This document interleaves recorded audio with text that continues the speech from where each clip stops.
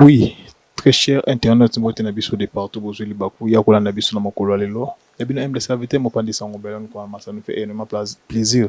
Ça nous fait énormément plaisir de savoir que vous êtes tellement nombreux de nous suivre de partout. Merci.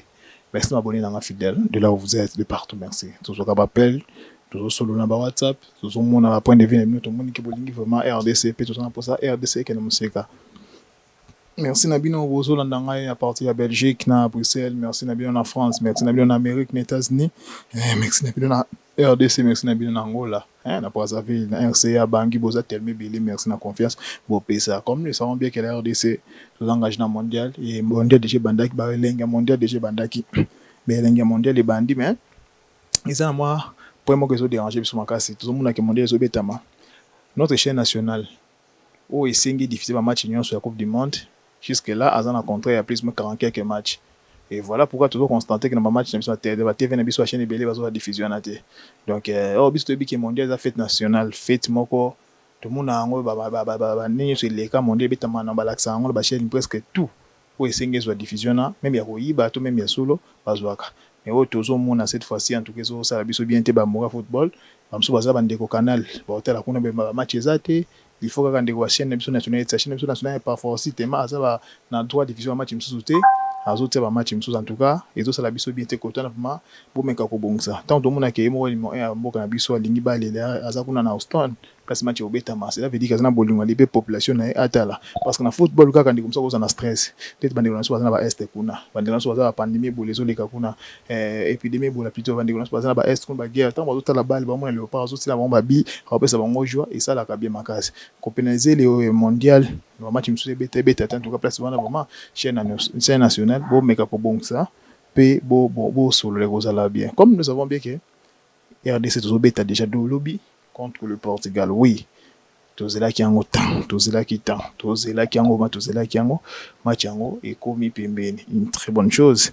Mais bato mi banga, bato mi la question, qui sera dans notre poteau? Qui entre Lionel Passi, Fayulu et Mathieu Polo? Ce que nous devons savoir d'abord, qui va rumeur l'équipe belé, ça Lionel Passi blessé, Polo remplace Lionel Passi, patati patata. Je suis un peu de faire des recherches parce que il y a beaucoup plus de choses na luki na tang na confirmé na moni na ko pesa bande kona parce qu'il y a des hommes et des femmes responsables dans Dabiso, il y a des papas responsables et des mamans responsables au balanda Dabiso et ça la bien. L'université Lionel Passi, la blessure de Lionel Passi, c'est que nous devons savoir que Lionel Passi n'est pas blessé. Lionel Passi, je répète, n'est pas blessé. Il est en pleine forme et totalement opérationnel. Il sort d'ailleurs d'une saison complète en club avec les Havre en C1 Ligue 1 française et en récemment tenu sa place de titulaire avec les Léopards de l'RDC lors de 2 matchs des préparations plutôt au début du mois. Donc, contre le Danemark qui était le 3 juin, ainsi que contre le Chili. Donc, il fait d'ailleurs partie des gardiens retenus par des sabres pour avoir la titulaire pour le match à lobby. Voilà. Lionel Passi n'est pas blessé, Lionel Passi est en forme, mais match dernièrement contre le Chili, tout le monde est le cas qui en tout cas, tout ça a été attendu sur le boss à voler moins joueur dans le match Mongo. Oui, Lionel Passi, nous devons savoir, c'est notre héros quand même. Quand on est en 2000, je crois, si je ne me trompe pas, 2022 ou 23, tout ça là contre l'Égypte, Lionel Passi a sauvé contre l'Égypte. On rappelle lundi, Lionel Passi a sabi, tous les cas. Donc Lionel Passi jusque-là, Azoko quoi assurer peut quoi assumer rôle na cas on est allé au bas. Les autres dans match amical dire ça que tout boyer mais côté clean sheet vraiment le côté ba parade wana il n'est pas ce n'est pas son point fort et espérons que Lionel Passi a retravaillé en bien parce que c'est lui le numéro 1, c'est lui le gardien numéro 1.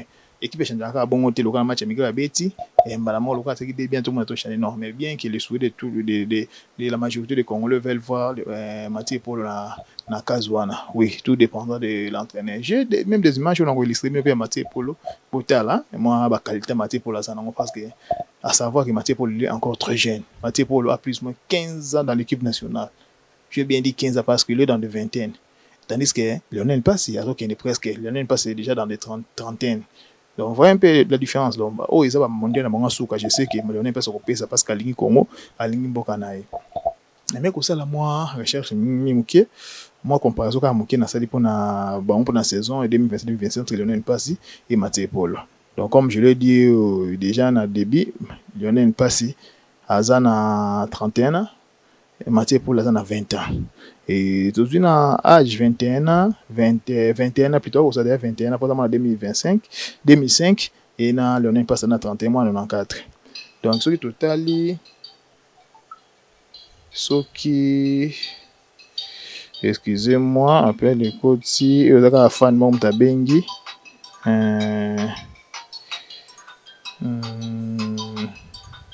bon, excusez-moi vraiment, je rappelle à tout moment, écoutez la boye dans l'émission, bon comprendre ngai.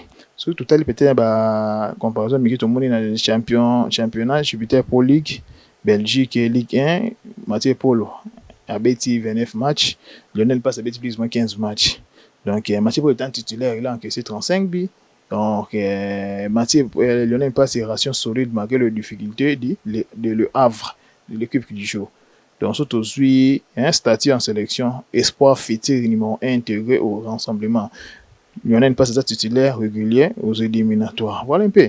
Voilà la différence. Donc, pour ne pas rentrer dans beaucoup de détails, donc, oui, Lionel passe à être gardien numéro 1. Donc, un match à lobby, ils en ont 1000 chances. Il y a 1000 chances tout le monde. Lionel passe à Banda Machuana. Donc, le but tout le monde à Sénégal, à Betty, Sénégal, à Betty, coup de chapeau, Betty bien Sénégal, à Betty match qui est commun.